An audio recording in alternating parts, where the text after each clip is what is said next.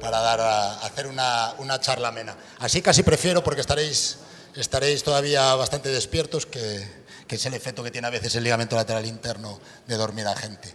Hoy yo os voy a hablar de ese simbolito que algunos tendréis frescos, a lo mejor de los hijos de alguno antiguo de la EGB, que es el signo de la intersección, porque vamos a hablar de cuándo se junta la rotura del ligamento cruzado anterior con la rotura del ligamento lateral interno.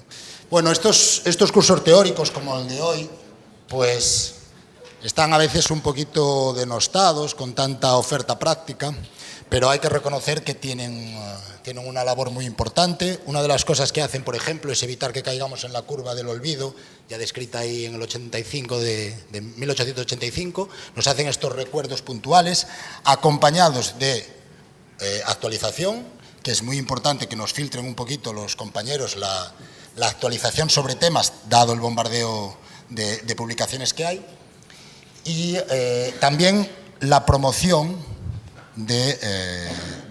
nos promueven, digamos, que tengamos ganas de buscar temas y tal. Siempre que terminamos un curso teórico de este tipo, tengan ganas de repasar un tema, de estudiar más sobre otro, ¿no? Entonces, el tema de hoy pues tiende un poco a caer en el olvido muchas veces en el medio de las otras presentaciones. Y yo, antes de hablar con vosotros, pues me pregunté por qué era.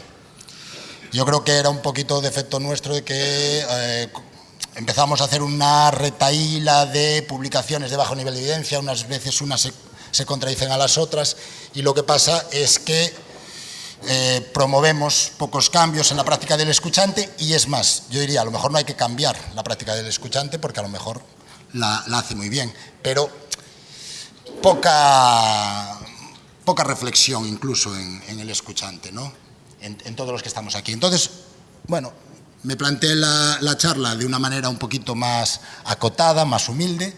Digo, bueno, voy a hacer una selección personal de temas, de conceptos, incidiendo un poquito en los que tenemos certeza a día de hoy. Acordaros que en la medicina basada en la evidencia la certeza a día de hoy no tiene que ser la certeza de mañana. Los consensos, que son, bueno, pues estos casos en los que estamos más o menos de acuerdo, pero no tenemos una evidencia suficiente detrás y donde persisten grandes dudas, ¿no? Como siempre en los últimos cursos, pues simplifico para el que quiera, le presento un PDF con estas publicaciones que basan mucho de mi charla, y después también os recomiendo el libro de la Prade sobre ligamento colateral medial y esquina posteromedial, que aunque es del 2018, pues es muy interesante. Si no funciona, me lo decís después el que quiera.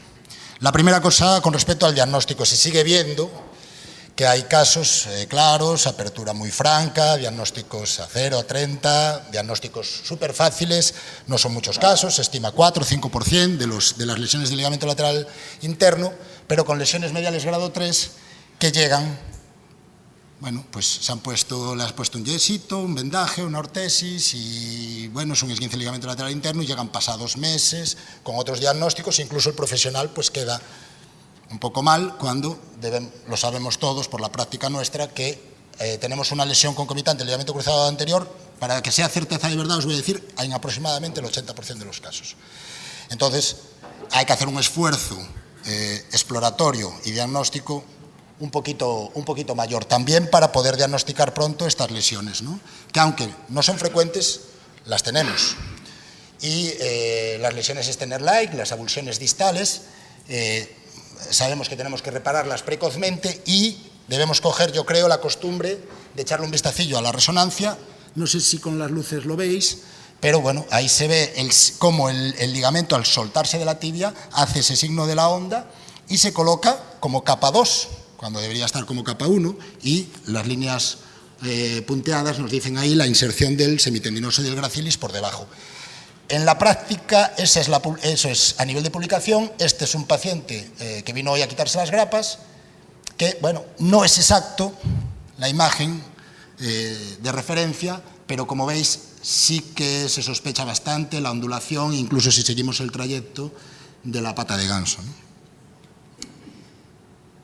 Las radiografías de estrés parece, hay consenso, que son útiles, pero principalmente para valorar inestabilidades crónicas, ¿vale? Más allá de los 2-3 meses. En las agudas es muy difícil e intentarlo, pues a veces es una entelequia por el dolor y el derrame.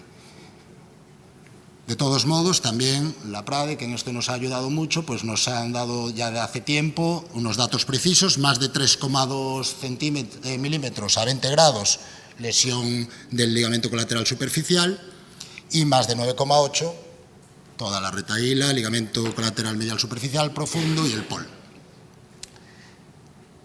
El tratamiento, bueno, dudas en general. El tratamiento óptimo para las lesiones combinadas de cruzado ligamento lateral interno está, quitando algunas cosas que vamos citando ahí, que más o menos son certezas, el resto está muy abierto a ser discutido, a que en mis manos sea mejor una opción que en otra, que en las vuestras sea otra distinta, y sigue siendo un tema de debate y está pendiente de muchas publicaciones que llegarán para modificar nuestras decisiones. Cosas que sí que parecen claras es que nosotros vamos a decidir si operamos el ligamento cruzado anterior o no, de manera independiente a que tenga el ligamento lateral interno o no. No tanto la técnica, eso puede cambiar un poco.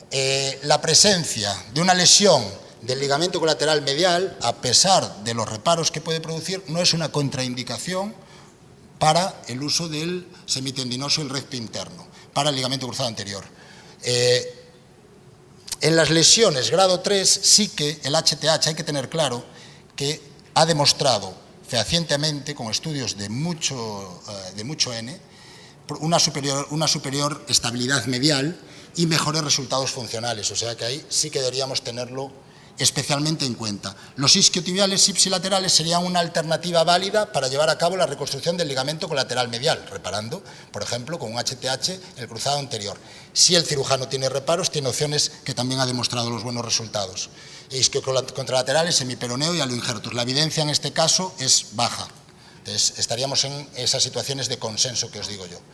La evidencia es alta que en el grado 1, grado 2, la capacidad de curación del ligamento lateral interno es muy buena y que deben ser tratadas prioritariamente de manera conservadora. En el tratamiento conservador tenemos un consenso en que la rehabilitación debe iniciarse cuanto antes, pero hay profesionales que la retrasan un poco. Tenemos la ortesis aproximadamente 6 semanas, hay gente que la alarga a las 8, incluso a las 12 semanas. Hay dudas con la reintroducción de la movilidad, hay gente que aboga por iniciarla desde el primer momento, hay gente que sin limitación más que la propia tolerancia, hay gente que aboga por una progresividad, que yo creo que en nuestro entorno es la mayoría, y luego hay gente que aboga por pisar desde el primer momento carga completa y hay gente que recomienda en los genuvalgos que hagamos solo una carga parcial. El tratamiento conservador se considera fracasado si a las 6 o 8 semanas, ocasionalmente, se puede reevaluar a las 12, si tenemos una laxitud, el Houston, de grado 2-3 a 0 grados y o de grado 2-3 a 20-30 grados y o una inestabilidad que limita las actividades básicas o el deporte.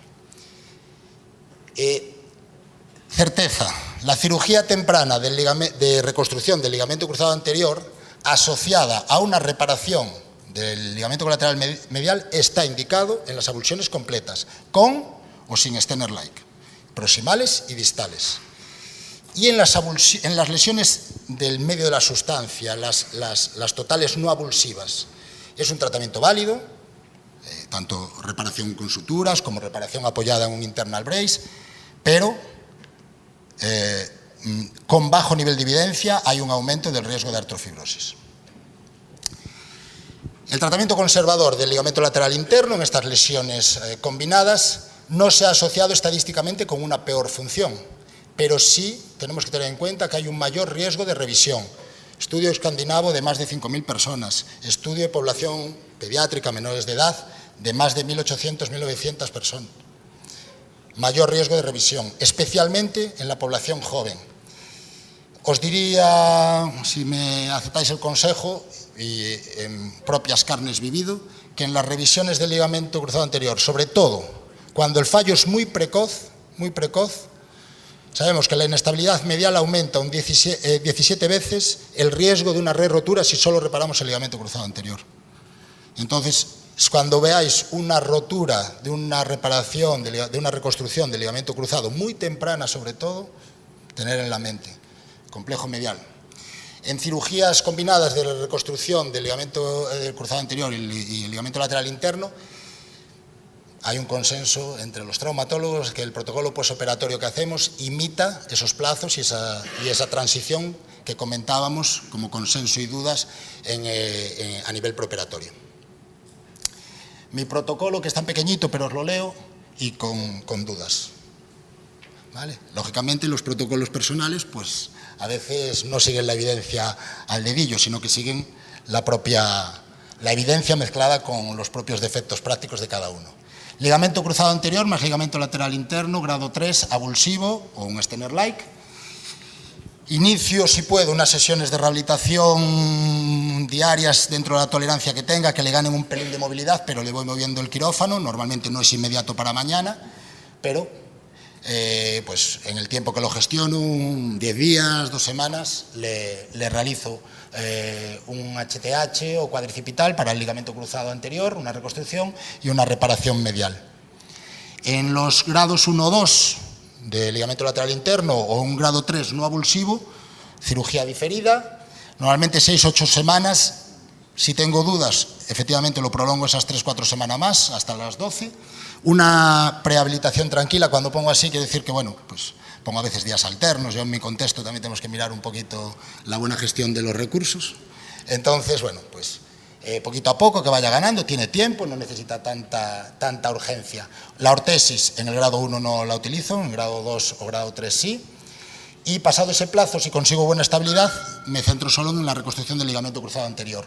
Si la lesión previa es leve, voy a hacer una reconstrucción como si no se hubiera lesionado. Voy a seguir el criterio que considera oportuno para ese paciente. Si la lesión previa es un grado 3, tenderé a hacer un HTH, un cuadricipital.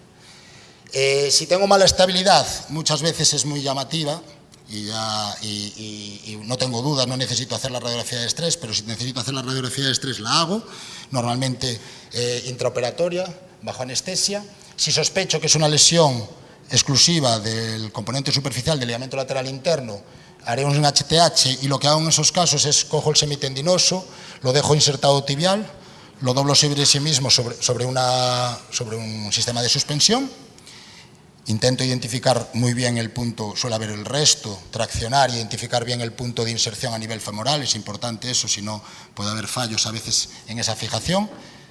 Y intento dejar el dispositivo suspensión femoral y hacer doble fijación con anclajes en tibia, intentando reconstruir el punto proximal de fijación tibial y el punto distal. Y después, para el resto de los casos, normalmente son pocos casos, la verdad. Yo creo que no debe tener nadie muchos casos de eso, por lo menos en el entorno aquí gallego. Los de fuera a lo mejor juntáis más casos. Realizo un HTH y tiendo a hacer un link, pero tengo mis propias dudas. Tengo mis dudas de que concentrar el punto el POL y el ligamento lateral interno en el mismo punto puede hacer una tracción excesiva y provocar fallos tardíos, porque me ha pasado con un paciente, pasados 2 o 3 meses, inestabilidad proximal, y creo que a lo mejor la isometría es difícil conseguirla, ¿no?